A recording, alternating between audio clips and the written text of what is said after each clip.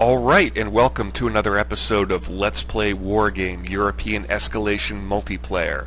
I'm DigitalAdhesive, and today I'm going to be showing you a three-way game, a 3 versus 3, that I played with my friend Binks and his friend, who he introduced me to, Shifu. I believe I'm pronouncing it correctly. And these two players, these guys are crazy. They've got ridiculously high ELO ratings. I think Binks is around 2200. I forget what Shifu was at, but pretty scary stuff.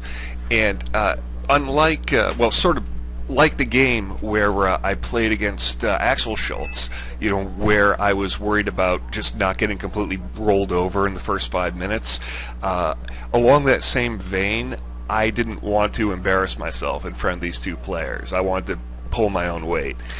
And I think I did an alright job. Now this game is, we were on TeamSpeak together, and we were coordinating, and these guys are just incredible players.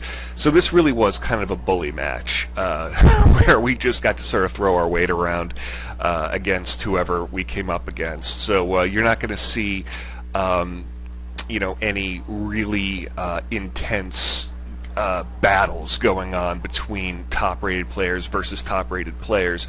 This is just sort of a silly match that I had a lot of fun with, you know, playing with really good players, one of them who actually works for Eugen Systems, and I just really enjoyed it, getting to play with these really great players.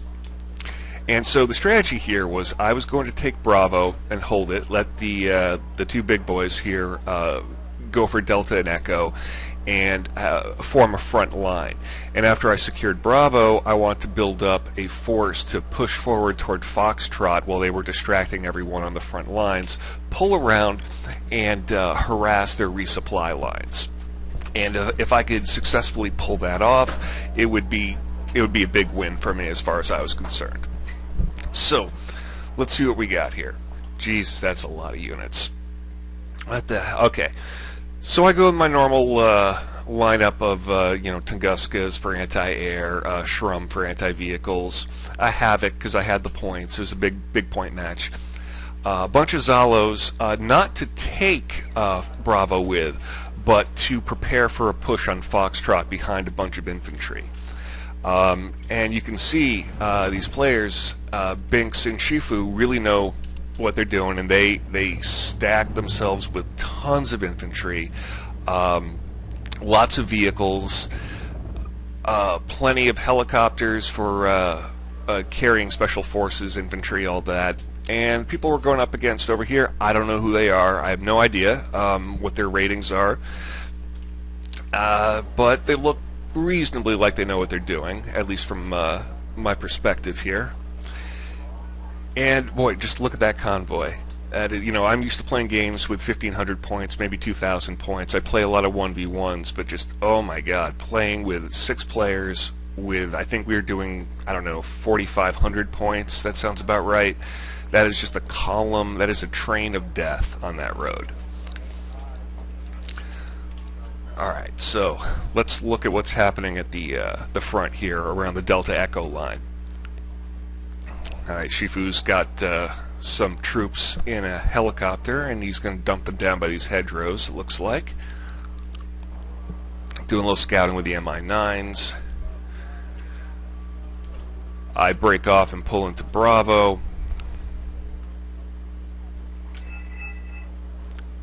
And Binks has T-80s, T-80Us.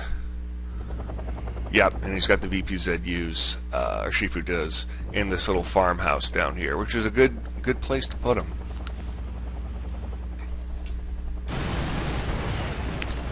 Oh, man alive. And just look at all that. As soon as the recon special forces get hit, he's got all these guys here to just break off and wipe out anything that dares to come near. Oh god. Oh Jesus Christ. And he moved his Danas up to the front line, which is a really good strategy. Usually when I have Danas, I kind of stick them in the back just by the FOB because they can get constantly resupplied. But when you have Danas up north, or up closer to the front when they can be really accurate, they are frightening. And he's not resting on his laurels either. He's pushing up. Meanwhile, Binks is establishing a firm control over Delta. Echo's already been taken. I've gotten Bravo here, and I'm preparing my guys for a push up on Foxtrot right now. My side of the map isn't that exciting at this point. I'm letting them do the heavy lifting right now. Artillery back. You see, now this guy uses his artillery like I use my artillery. It's safer, they're not that exposed, and they get constant resupplies by the FOB, but they're not as accurate. Now granted, it's still scary. You saw I took out a Conkers. I mean, it's only about 25 points tops, but still, you know, it can do some damage. But it's not nearly as effective as artillery right up to the front that can just pinpoint targets and just take them out with laser-like precision. Alright, so Shifu's got his heavy armor. Everything is in the tree lines. His BMPs, his Conkers, everything. No, you'll notice nothing is sitting out except the Kolos. Really good strategy. Over here, Binks is pretty spread out, and he's just pushing forward. We got some MLRSs coming in, but there's not really much of value here. Kolos, BTR 60, no big deal. And Binks is pushing them back, moving up, about to encroach on Gulf. Now, I'm more interested in cutting off the supply lines here than I am in just pounding into Foxtrot. I figure if I can keep any more units from coming in, it'll make the lives of my two teammates a lot easier. And so you've got sort of a no man's land here. Some of Shifu's units are gotten beat up a little bit. They're routing back to the tree line, no big deal. And Binks is nicely spread out, like I said, doing a little bit of probing with his recons to sort of figure out what exactly is in Gulf that he might have to deal with. He's got Zalos for a push, as do I. I like to keep my Zalos behind my infantry, let the cheap transports absorb any ATGMs, and so the Zalos can really just lay out the hurt from behind the lines. And the artillery is just zeroing right in on this little forest area and just pounding the hell out of them, beating up on those Challengers.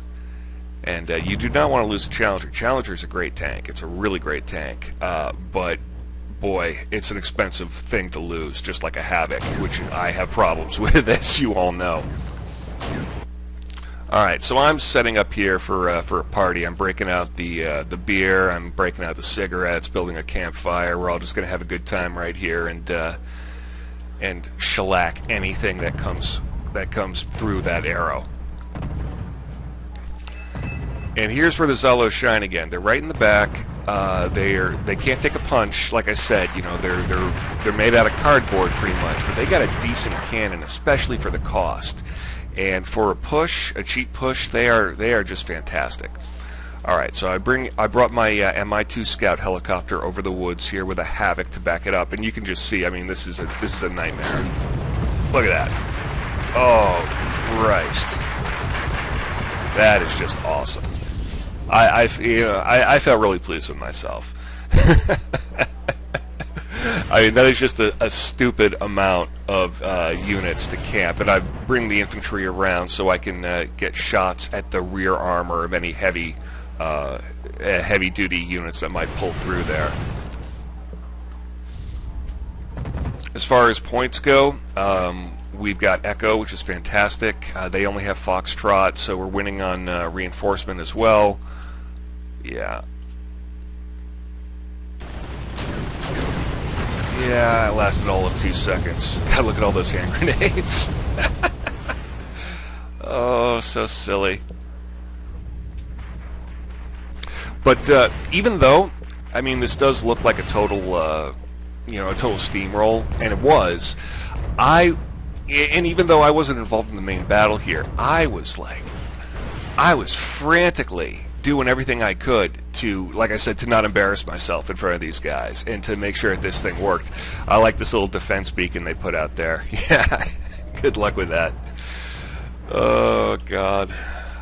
I'm a good winner, you know. I don't gloat. It's just silly. Every now and then, you know, I do enjoy a steamroll game, even though you learn the most from losing, and you know, there's nothing that will teach you how to be a better player than the cold, cruel hand of experience. Every now and then, it's just fun to clean house.